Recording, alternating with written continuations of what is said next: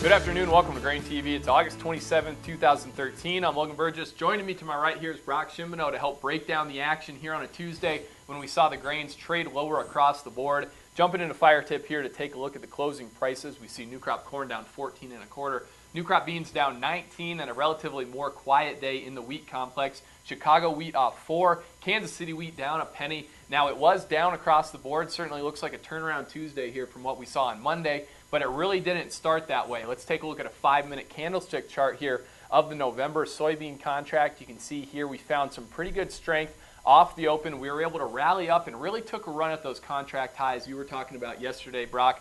Contract high on November soybeans is 14.09 3/4. High trade here today was 14.09 1/2. Technically, we found a lot of selling around that area, which isn't surprising. But certainly the close here, I thought, had a lot to do with the midday forecast updates that we got. Brock, can you kind of talk about that, how that added to the selling? You know, I think we did see a lot of technical selling near that contract high. We saw funds jump in and sell about 5,000 contracts today. So I think that really got us started on the selling. Yeah. And then adding to it, we did get that midday forecast that was a little bit wetter going forward. If you take a look at this map here provided by Planalytics, you can see the 6 to 10 day forecast is projecting above normal precipitation for a good part of the Midwest, including some of those areas that are in dire need of it. But if you look at the red area circled here, the area we need to focus on right now and the area that's really got the market excited is a part of southern Iowa, western Iowa, and southern Minnesota that's been pretty drought-stricken over the last couple of weeks or so. You take a look at the precipitation needed to end the drought right now. We're looking at about 2 to 4 inches for this area. So they are pretty dry. It doesn't look like this precipitation is going to hit that area very well. So this could be a minor selling event within a larger rally right now. And if you take a look at where we have come in the last couple of weeks on the vegetation greenness, you can see by this map here provided by Planalytics, you can see we've gotten substantial decreases in greenness across that southern part of Iowa. So this area is really what has got the market excited, especially over the last 10 sessions or so. Yep. And today we did test those contract highs, kind of like what we were saying it was going to be resistance yesterday.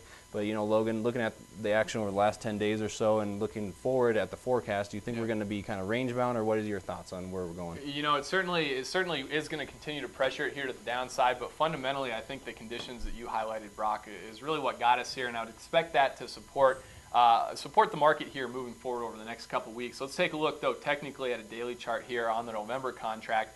And you can see, I think, one area that a lot of people are going to look as an area of support if we do see the market continue to sell lower is right around the 1331 price level. That's the bottom side of this gap here that we left with the start of Sunday's night session. And you can see that was some highs as well. So we'd expect that area to act as support, and I guess that would be a good kind of downside objective right now, in my opinion. But as I said, you know, certainly the condition ratings that we have out from the USDA and the forecast right now, it's enough to weigh on the market, I guess, but not enough to really pull us out of the situation that has rallied prices to these levels. So I'd expect kind of a range-bound trade until maybe we get a better idea of the crop, and certainly the USDA is going to provide that in the September WASDE report. So I wouldn't expect a huge sell-off from these prices. Certainly, you know, just to reiterate, the conditions of this crop is what has really gotten us here.